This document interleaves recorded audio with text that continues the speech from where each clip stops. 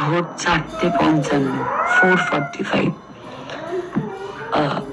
আমি ঘুমাইনি সারা রাত, কারণ কাল রাত 11:30টার সময় হঠাৎ করে ফেসবুক থেকে আমার কাছে একটা মেল আসে। যখনই আমাদের অ্যাকাউন্টে কোনো রকমের আননেসেসারি আনইউজুয়াল অ্যাক্টিভিটি বা যে কোনো কিছু হয়, তখনই we get a mail. I got a mail saying that my account has been locked because Facebook believes that somebody has tried to hack it. মানে কেউ আমার অ্যাকাউন্টটা হ্যাক করার চেষ্টা করেছে বা অথবা হ্যাক করে ফেলেছে। ইনিশিয়ালি আমি তো প্রথমে কেন এটা কি হচ্ছে আমি কিছু বুঝতেই পারছি না।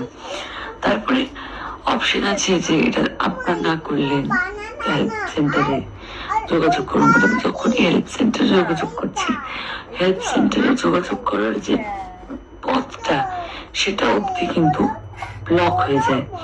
মানে my messenger was blocked, my everything, like আমার অ্যাকাউন্টটা পুরো ফেসবুক থেকে হাটিয়ে দেওয়া হয়। আমি জানি না আপনারা একটু নোটিস করেছিলেন কিনা, রাত 11:30 থেকে এখন ভোর 5টা বাজে আমার অ্যাকাউন্টে ফেসবুকে এক্সিস্ট করেনি। ফেসবুকটা লক করে দিয়েছিল আমার ফেসবুক আমার অ্যাকাউন্টটাকে for safety purpose.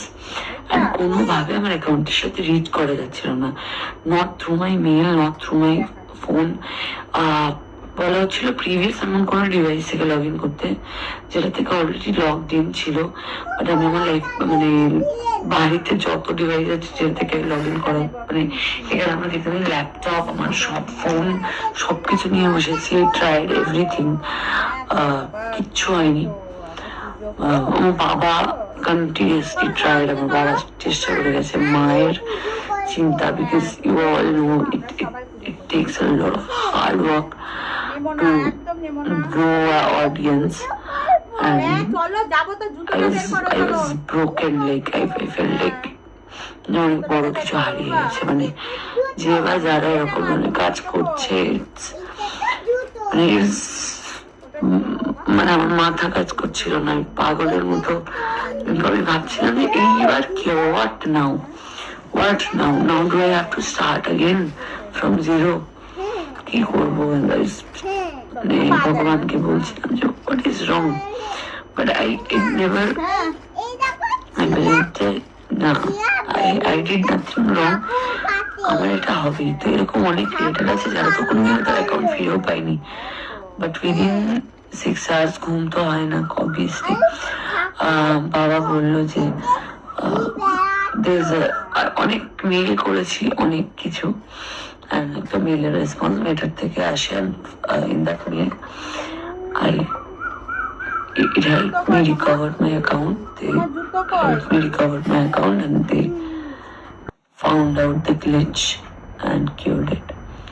In this past 6 hours আমি একটা খুব জিনিস রিয়েলাইজ করেছি যে অ্যাট দি ভেরি এন্ড, যখনই ভোর 5টার সময় তুমি একা বসে রিয়েলাইজ করো যে অ্যাট দি ভেরি এন্ড শেষমেশ কিন্তু কেউ থাকে না। মানে আজকে এটা আছে কালকে এটা নেই, এরকম সিচুয়েশন হতেই পারে জীবনে। মানে কোনো কিছুই যে চিরস্থায়ী তা নয়, আজকে আছে কালকে নেই। আজকে ভিডিও দেখছেন, কালকে কোনো একটা স্টুপিড টেকনিক্যাল ইস্যুর জন্য নাও দেখতে পারেন। And after a certain period of time I accepted ইট যে আমি আমার অ্যাকাউন্টে ফিরেও পাবো না। আমি যে পেয়েছি এটা মানে ভগবান, মানে বড় মার কৃপা বলতে পারেন আমি যে পেয়েছি।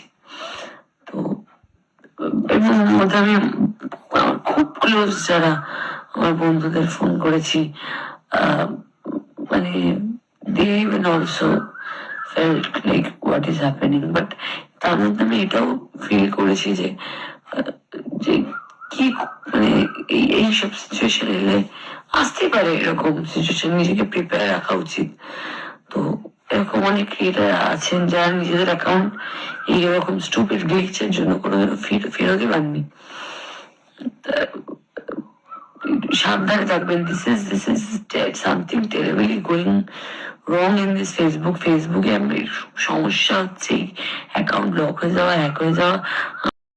মন্দিরে ভিআইপি কালচার নিয়ে প্রতিবাদ করতে দেখা গিয়েছিল সায়নীকে, আর আজ সে না ফেরার দেশে।